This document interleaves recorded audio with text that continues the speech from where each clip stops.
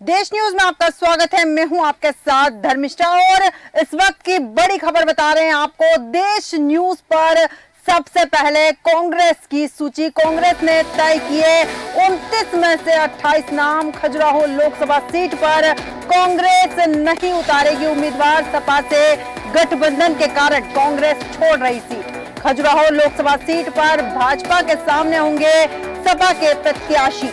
सपा से गठबंधन के कारण कांग्रेस छोड़ रही सीट। खजुराहो लोकसभा सीट पर भाजपा के सामने होंगे सपा के प्रत्याशी। खजुराहो सीट पर सपा प्रत्याशी होंगे वीर सिंह। पूर्व दस्यू ददुआ के बेटे हैं वीर सिंह। वीडी शर्मा और वीर सिंह में होगा मुकाबला। देश न्यूज पर सबसे पहले प्रत्याशियों की सूची। दमोह लोकसभा से डॉक्टर जया ठाकुर का नाम। बैतूल लोकसभा से रामू टेकाम का नाम। इस वक्त की बड़ी खबर देश न्यूज पर सबसे पहले कांग्रेस प्रत्याशियों की सूची। सागर लोकसभा सीट से भूपेंद्र सिंह का नाम। छिंदवाड़ा लोकसभा सीट से नकुल नाथ का नाम। इस वक्त की सबसे बड़ी खबर देश न्यूज पर 2024 में कांग्रेस के संभावित उम्मीदवार। देश न्यूज पर सबसे पहले कांग्रेस की सूची। कांग्रेस ने तय किए 29 में से 28 नाम। एक बार सपा का कब्जा। देश न्यूज पर सबसे पहले कांग्रेस प्रत्याशियों की सूची। इस विषय पर विस्तृत चर्चा के लिए हमारे साथ हमारे एडिटर इन चीफ जय श्रीवास्तव जी जुड़ चुके हैं। जय श्रीवास्तव जी नमस्कार। नमस्कार। नमस्कार। जिस तरह से हम बात कर रहे हैं सबसे पहले देश न्यूज पर कांग्रेस की पहली सूची। 29 में से 28 नाम कांग्रेस ने तय किए हैं और एक सीट जो है सपा के लिए छोड़ दी गई है। बिल्कुल। देखिए, जो स्थिति अभी बन रही है भारतीय जनता पार्टी की लिस्ट डिक्लेयर होने के बाद जी। कांग्रेस ने बहुत मंथन किया है कि किसको कहां से उतारा जाए। और कांग्रेस इस बार ज्यादा सतर्क इसीलिए है क्योंकि टारगेट 29 है मध्य प्रदेश के लिए। क्योंकि 29 में से 29 सीटें जीतने का जो टारगेट रखा है वो बचाना है कांग्रेस को। तो मैं बताना चाहूंगा जिस प्रकार से जो है 29 सीटें हैं। मुरैना से भारतीय जनता पार्टी से शिवमंगल सिंह तोमर का नाम भारतीय जनता पार्टी ने फाइनल किया है और उनके सामने डॉक्टर गोविंद सिंह को उम्मीदवार बनाने के लिए कांग्रेस ने सूचीबद्ध किया है। और मुझे लगता है कि डॉक्टर गोविंद सिंह बहुत स्ट्रांग कैंडिडेट है। और अभी हाल ही में जब गोविंद सिंह वहाँ विधानसभा चुनाव हारे, इसके पहले वो अजय उम्मीदवार हुआ करते थे। तो इसीलिए मुझे लगता है कि यहाँ बहुत स्ट्रांग कैंडिडेट कांग्रेस ने दिया है। और इसी प्रकार से भिंड से भारतीय जनता पार्टी ने संध्या राय को उम्मीदवार बनाया है। और इसी भिंड जो कि सुरक्षित सीट है अनुसूचित जाति के लिए, इसलिए अभी हाल ही में जीते फूल सिंह बरैया को यहाँ पर कांग्रेस ने उम्मीदवार बनाने के लिए सूचीबद्ध किया है। फूल सिंह बरैया के बारे में मैं बता देना चाहूंगा, ये बहुजन समाज पार्टी में रहे और जो मध्य प्रदेश में जो बहुजन समाज पार्टी में समाज पार्टी को स्थापित किया है उसमें फूल सिंह बरैया का बड़ा हाथ रहा है। तो इसीलिए फूल सिंह बरैया कोई नया नाम नहीं है, कद्दावर नेता है। और हाल ही में देखिए एक तरह से भारतीय जनता पार्टी ने क्लीन स्वीप जैसा माहौल बनाया था विधानसभा में 163 सीटें जीतकर। उसके बावजूद फूल सिंह बरैया जीतने में सफल हुए थे।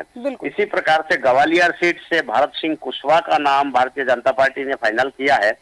और कांग्रेस ने प्रवीण पाठक को उतारने का वहां पर प्लान किया है। कांग्रेस प्रवीण पाठक पहले विधायक रहे, इस बार भी कम मतों से हारे हैं। गुना सीट, गुना बहुत महत्वपूर्ण सीट है। ज्योतिरादित्य सिंधिया यहाँ पर उम्मीदवार है भारतीय जनता पार्टी से। पिछले बार ज्योतिरादित्य सिंधिया भारतीय जनता पार्टी के उम्मीदवार केपी यादव से हार गए थे क्योंकि पिछले बार ज्योतिरादित्य सिंधिया कांग्रेस में थे। इस बार कांग्रेस से वीरेंद्र रघुवंशी को उतारने का प्लान बना रहे हैं। वीरेंद्र रघुवंशी समाज का कद्दावर नेता है और हाल ही में विधानसभा से पहले वो भारतीय जनता पार्टी छोड़कर कांग्रेस में शामिल हो गए थे। और उनको टिकट शिवपुरी से नहीं दिए जाने पर जो है रघुवंशी समाज में भी नाराजगी थी, बल्कि उस क्षेत्र में जो वीरेंद्र रघुवंशी के समर्थक है उनमें काफी नाराजगी देखने को वहां पर मिला था। बिल्कुल। सागर से डॉक्टर लता वानखेड़े जो प्रदेश अध्यक्ष रही है भारतीय जनता पार्टी की भारतीय जनता पार्टी की महिला विंग की, उनको मैदान में उतारा है। और कांग्रेस ने भूपेंद्र सिंह को उतारने का उन्होंने प्लान बनाया है। और ये मुझे लगता है कि यहाँ अभी फाइनल नहीं है, जी। लेकिन ये सूची जो है संभावित सूची है। लेकिन हमारे पास जो पुष्ट समाचार है उसमें ये सब नाम लगभग फाइनल है। बिल्कुल। इसी प्रकार से जो है टीकमगढ़ से भारतीय जनता पार्टी में डॉक्टर वीरेंद्र खटीक को मैदान में उतारा है। और इस बार विधानसभा हारे जो एनपी प्रजापति को इस क्षेत्र से मैदान में उतारने का प्लान कांग्रेस ने किया है। बिल्कुल। दमोह से राहुल लोधी कद्दावर नेता, बड़ा नेता है, उमा भारती के परिवार से आते हैं, विधायक है। और उनके सामने कांग्रेस ने डॉक्टर जया ठाकुर को मैदान में उतारना की प्लान बनाया है। बिल्कुल। खजुराहो है एक, इस पर ज्यादा बात करने की जरूरत है, क्योंकि प्रदेश अध्यक्ष बीडी शर्मा और वर्तमान जो सांसद है वो वहां से बीडी शर्मा को भारतीय जनता पार्टी ने मैदान में उतारा है। उनके सामने वीर सिंह नाम शायद बहुत लोगों को पता नहीं है, उनको मैं बता देना चाहूंगा। ये जो खजुराहो सीट है, एक सीट समाजवादी पार्टी के लिए कांग्रेस ने छोड़ी है। उनके जो गठबंधन हुआ है, जो दोनों के बीच में टाई अप हुआ है समाजवादी पार्टी और कांग्रेस के बीच में, और समाजवादी पार्टी के लिए कांग्रेस ने ये सीट छोड़ी है। और बीडी शर्मा जो कि 5 लाख के अंतर से पिछले बार ये सीट जीत गए थे, इस बार वीर सिंह को समाजवादी पार्टी ने यहाँ पर उम्मीदवार बनाने का उन्होंने प्लान तैयार किया है। वीर सिंह के बारे में मैं बताना चाहूंगा, प्रसिद्ध दस्यु जो रहे, डाकू जो रहे, ददुआ के ये सुपुत्र है वीर सिंह। और ददुआ उस क्षेत्र में जाना माना नाम है। और हालांकि जब भी डाकुओं की बात हुई है और खजुराहो के उस आसपास में जो खजुराहो के आसपास या चित्रकूट के आसपास की बात हुई है, तो ददुआ का नाम जरूर लिया जाता है डाकू के रूप में। उनके जो सुपुत्र है उनको यहाँ पर मैदान में उतारने के लिए प्लान तैयार किया गया है। सतना में भारतीय जनता पार्टी ने गणेश सिंह को उतारा है और कांग्रेस नीलांशु चतुर्वेदी को एक बार फिर मैदान में उतारा है। और रियोला से जनार्दन मिश्रा के सामने अजय मिश्रा को कांग्रेस उतारने का प्लान तैयार किया है। सीधी में डॉक्टर राजेश मिश्रा भारतीय जनता पार्टी के उम्मीदवार है, उनके सामने कमलेश्वर पटेल, बड़ा नाम है, कमलेश्वर पटेल को यहाँ पर मैदान में उतारने का विचार उन्होंने किया है। शहडोल में हिमाद्री सिंह को भारतीय जनता पार्टी को मैदान में उतारा है। कांग्रेस ने फुंदेलाल सिंह मार्को, ये विधायक रहे हैं और उनको यहाँ पर मैदान में उतारा है। जबलपुर से भारतीय जनता पार्टी ने आशीष दुबे के सामने सौरभ शर्मा नाटी, इनका नाम कांग्रेस ने फाइनल करने के लिए सूचीबद्ध किया है। मंडला से फग्गन सिंह कुलस्ते अभी केंद्रीय मंत्री रहे हैं और कद्दावर आदिवासी नेता है।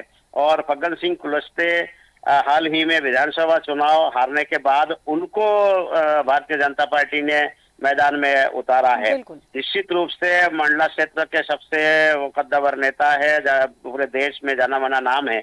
लेकिन विधानसभा चुनाव हारने के बाद भारतीय जनता पार्टी ने एक बार फिर लोकसभा में उनको उतार के भरोसा उनके प्रति जताया है। उनके सामने नारायण सिंह पट्टा, ये इनको कांग्रेस ने मैदान में उतारने के लिए सूचीबद्ध किया है। होशंगाबाद से दर्शन सिंह चौधरी को भारतीय जनता पार्टी ने मैदान में उतारा है। तो दर्शन सिंह चौधरी के सामने संजय शर्मा गोटेगांव से विधायक रहे कांग्रेस से, और संजय शर्मा एक पावरफुल नेता के रूप में यहाँ पर देखा जाता है। लेकिन इस बार विधानसभा चुनाव में परास्त होने के बाद कांग्रेस फिर इनको एक बार मैदान में उतारकर भरोसा जताया है। विदिशा से शिवराज सिंह चौहान के सामने हनुमा आचार्य, मुझे लगता है कि ये जो नाम है, ये शिवराज सिंह चौहान वहाँ वॉकओवर मिलने की स्थिति में है। लेकिन कांग्रेस को यहाँ पर जो है अच्छा उम्मीदवार मिल सकता था, लेकिन अनुवा आचार्य को यहाँ पर मैदान में उतारकर कांग्रेस ने शिवराज को चुनौती देने की कोशिश जरूर की है। भोपाल से आलोक शर्मा आलोक शर्मा के साथ साथ जो है इस बार कांग्रेस ने श्याम सुंदर श्रीवास्तव को यहाँ पर मैदान में उतारने की बात चल रही है कांग्रेस से। अगर आलोक शर्मा यहाँ पर ब्राह्मण नेता है और श्याम सुंदर श्रीवास्तव यहाँ पर कायस्थ कम्युनिटी को बिलोंग करते हैं। मैं बता देना चाहता हूँ ये बात कि यहाँ पर जो समीकरण बनता है सबसे ज्यादा जो वोटर है यहाँ पर कायस्थों का है, उसके बाद ब्राह्मण है, फिर जाता है मुस्लिम समाज का मतदाता। तो मुस्लिम और कायस्थ अगर एक होके कांग्रेस उम्मीदवार को वोट करते हैं तो श्याम सुंदर श्रीवास्तव इस बार आलोक शर्मा को टक्कर देते हुए दिखाई दे रहे हैं।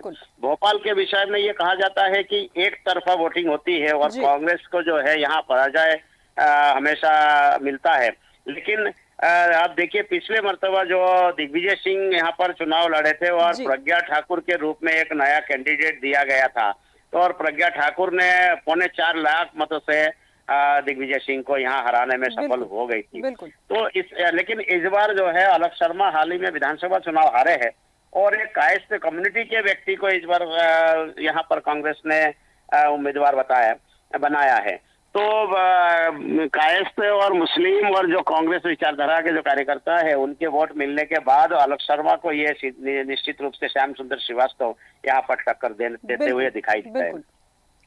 राजगढ़ में जो है भारतीय जनता पार्टी ने रोडमल नागर को उम्मीदवार बनाया। इसमें कांग्रेस ने चंद्र सिंह सोंधिया को यहाँ पर उम्मीदवार बनाने के लिए सूचीबद्ध किया है। मुझे लगता है कि ये सीट भी जो है वह पूर्व अनुसार जो है ये आपके चंद्र सिंह सोंधिया बहुत ज्यादा स्ट्रांग कैंडिडेट नहीं है।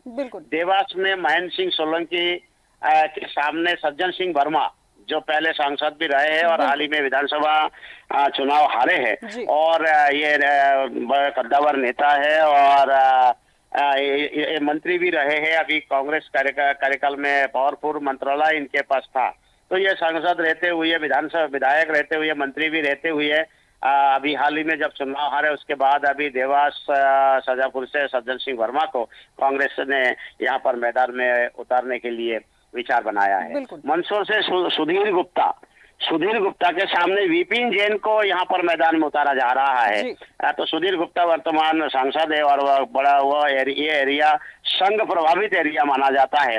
इसी कारण से सुधीर गुप्ता का नाम यहाँ पर ज्यादा पावरफुल के रूप में लिया जा रहा है बजाय विपिन जैन के। रतलाम झाबुआ में अनीता नागर सिंह चौहान को टिकट दिया गया। नागर सिंह चौहान वर्तमान वन मंत्री है और कांतिलाल भूरिया को इसमें कांग्रेस ने टिकट दिया है। कांतिलाल भूरिया के विषय में मैं बताना चाहूंगा, ये केंद्रीय मंत्री रहते हुए एवं प्रदेश अध्यक्ष रहने के साथ साथ ये पिछला चुनाव जो डामर वहाँ उम्मीदवार बनाए गए थे, ये डामर ENC रहे हैं। उसके बाद उनको नौकरी से सेवानिवृत्ति के बाद उनको टिकट दिया गया है और कांतिलाल भूरिया को हराने में सफल हो गए थे। तो उनका टिकट काटकर अनीता नागर सिंह चौहान को टिकट दिया गया है। ये सीट दिलचस्प होगा देखना कि कांग्रेस यहाँ पर टक्कर देने में सफल होती है या पुनः वहाँ पर भारतीय जनता पार्टी विजयश्री हासिल करती है। गजेंद्र सिंह पटेल को दिया गया खरगोन से।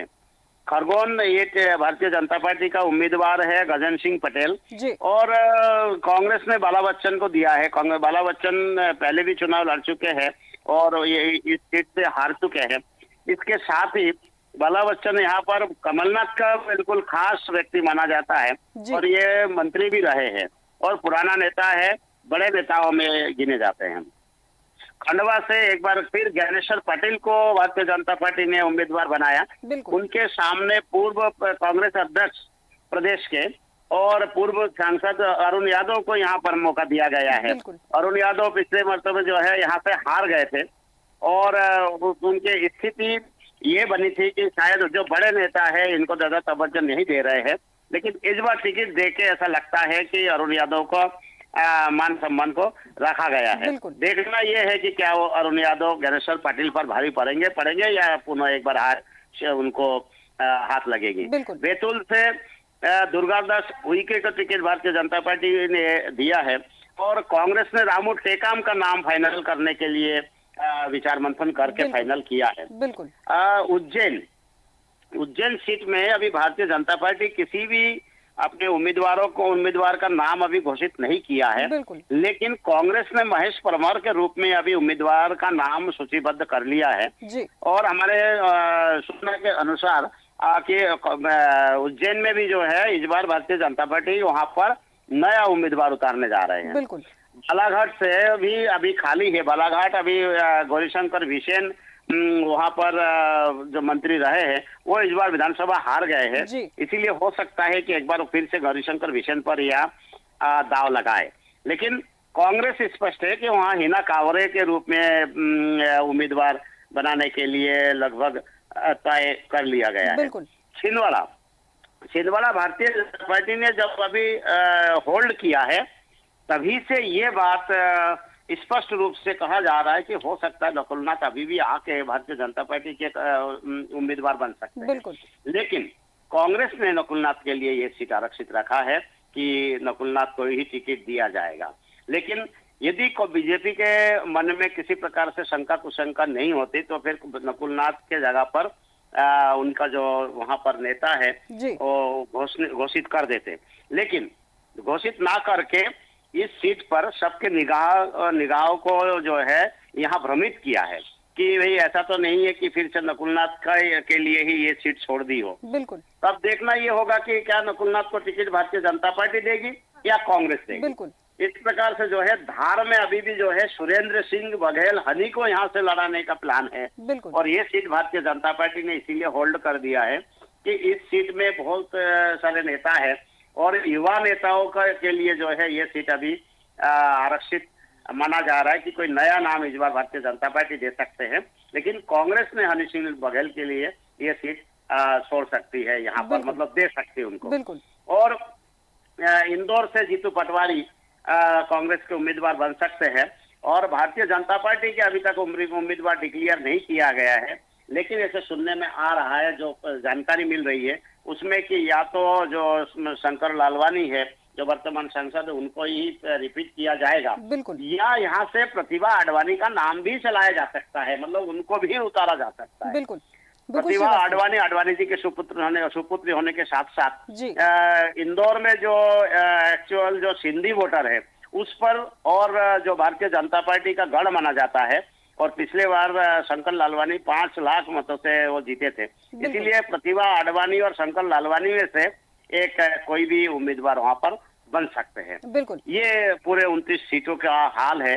तो देखना ये होगा, जो विशेष करके छिंदवाड़ा पर लोगों की नजर है, गुना शिवपुरी पे लोगों की नजर है और खजुराहो को लेके जो है लोग अभी भी चकचकी लगा के देख रहे हैं कि क्या ददुआ का जो बेटा है वो लड़ेंगे या किसी और को मौका दिया जाता बिल्कुल। है। बिल्कुल बिल्कुल श्रीवास्तव जी, बहुत सही बात कही आपने, सटीक विश्लेषण भी किया 29 सीटों का। लेकिन श्रीवास्तव जी, एक चीज और समझ में आती है कि कांग्रेस के संभावित उम्मीदवारों की जो सूची है इसमें कांग्रेस ने एक बार फिर से कई हारे हुए नेताओं पे भरोसा जताया। हालांकि भारतीय जनता पार्टी ने भी हारे हुए नेताओं पे भरोसा जताया है। ऐसे में कांग्रेस को ये हारे हुए नेता कितनी जीत दिला पाएंगे? देखिए, कांग्रेस के पास अभी एक सीट है केवल, वो भी छिंदवाड़ा, वो भी अभी इस समय शंका कुशंकाओं के घेरे में है। लेकिन एक बात मैं बता देना चाहूंगा कि जो लिस्ट कांग्रेस के है ये बहुत स्ट्रांग लिस्ट है। अगर कांग्रेस जो है हमारी सूचना के अनुसार यदि टिकट यहाँ पर वितरण करती है तो निश्चित रूप से हो सकता है जो इनका टारगेट 29 है भारतीय जनता पार्टी का जी, वो शायद जो है उस टारगेट पर निशाने लगाने में कांग्रेस सफल हो सकती है इस सूची के माध्यम से। बिल्कुल बिल्कुल बिल्कुल श्रीवास्तव जी, सही बात कही आपने। यहाँ पर एक सवाल और पूछना चाहूंगी आपसे मैं, जैसे भारतीय जनता पार्टी ने अगर महिला प्रत्याशियों की बात करूं तो भारतीय जनता पार्टी ने अभी 4 ऐसी महिलाएं हैं जिन्हें टिकट दिया है लोकसभा का, और इस सूची के माध्यम से देखा जा सकता है कि कांग्रेस ने 3 लोगों को, 3 महिलाओं को अवसर दिया है। तो ये संख्या बढ़ने के चांसेस है भारतीय जनता पार्टी में? बिल्कुल बिल्कुल। एक सीट पर जो है, जैसे कि इंदौर सीट है, मैंने आपको कहा कि हो सकता है कि प्रतिभा आडवाणी वहां पर उम्मीदवार बन सकती है। तो प्रतिभा आडवाणी को यदि उम्मीदवार बनाया जाता है तो 4 के बजाय 5 महिला उम्मीदवार हो जाएंगे, तो 29 में से 5 महिला उम्मीदवार होंगी। बिल्कुल। तो मुझे ऐसा लगता है कि भारतीय जनता पार्टी के जो कैंडिडेट है वो कांग्रेस के कैंडिडेट से कमजोर है। लेकिन भारतीय जनता पार्टी इन कैंडिडेटों के नाम पे वोट नहीं मांगती है। निश्चित रूप से मोदी के नाम पे जब ये टिकट ये वोट मांगेंगे बिल्कुल तो वो कांग्रेस के उम्मीदवार पर भारी पड़ेंगे। बिल्कुल आप धार से जो जिनको झाबुआ से जिनको टिकट दिया गया है, जी कल उनका स्टेटमेंट उनके प्रेस वार्ता में सुन रहा था, जी उन्होंने 4 बार इस चीज को रिपीट किया। अनीता नागर सिंह चौहान ने इस चीज को रिपीट किया कि मैं भारतीय जनता पार्टी की उम्मीदवार हूँ बिल्कुल और हमारे नेता नरेंद्र मोदी है। तो मैं तो उम्मीदवार, मेरा एक नाम है, लेकिन चेहरा भारतीय जनता पार्टी और मोदी का रहेगा। यही जो लाइन है, ये लाइन पूरे मध्य प्रदेश में चलाई जाएगी और इसी के आधार पे कांग्रेस को हराने की बात हो रही है और कांग्रेस हार सकती है। बिल्कुल। जब आप लिस्ट देखेंगे, यदि ये जो लिस्ट हमारे पास है ये लिस्ट यथावत रहती है तो भारतीय जनता पार्टी से अच्छी लिस्ट कांग्रेस के उम्मीदवारों की है। बिल्कुल बिल्कुल श्रीवास्तव जी, तमाम जानकारी के लिए बहुत बहुत धन्यवाद आपका। जैसा कि हमारे एडिटर इन चीफ ने 29 सीटों का सटीक विश्लेषण किया, उन्होंने साफ बताया कि अगर यही सूची आती है तो भारतीय जनता पार्टी को कहीं ना कहीं कांग्रेस के प्रत्याशी टक्कर दे सकते हैं और 2024 में कांग्रेस के संभावित उम्मीदवारों की सूची देश न्यूज पर सबसे पहले हमने आपको बताई। कांग्रेस ने तय की है 29 में से 28 सीटों पर नाम और 1 सीट जो है वो दूसरी पार्टी को दी है, अपने गठबंधन वाले दल को दी है। फिलहाल इतना ही, बने रहिए देश न्यूज के साथ।